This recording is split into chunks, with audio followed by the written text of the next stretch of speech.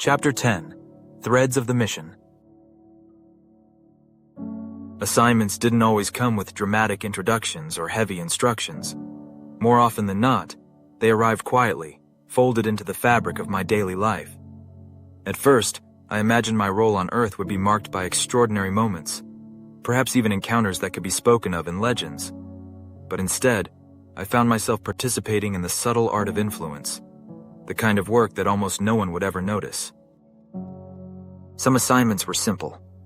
I would be placed in a certain job or a certain town, not because of the work itself, but because of the people I was meant to cross paths with.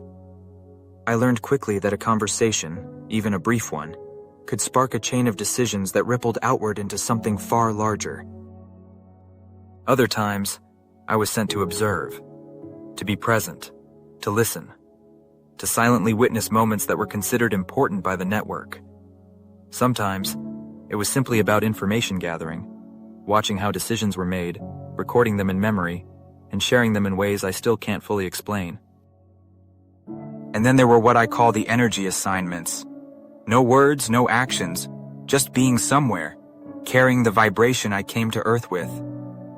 It was a strange responsibility to know that simply existing in a room could shift its energy, could settle a conflict before it began, or nudge someone toward a path they might not have otherwise chosen.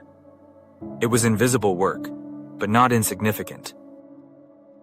The years began to move faster. With each passing season, I grew more comfortable in my disguise, but also more aware of how different my life was compared to those around me. Friends chased careers, marriages, and dreams they could speak of openly.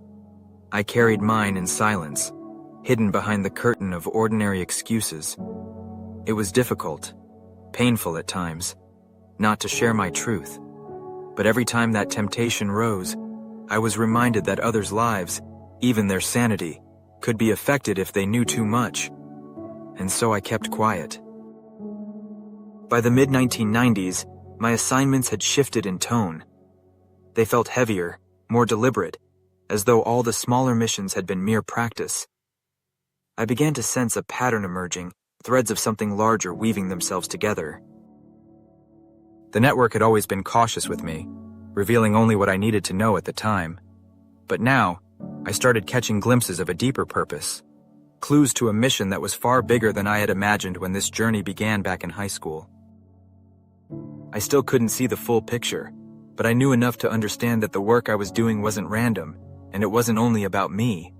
Every move, every assignment, every secret carried weight. A design was unfolding, one that stretched far beyond my own lifetime. And with each passing year, I felt the pull of that design more strongly.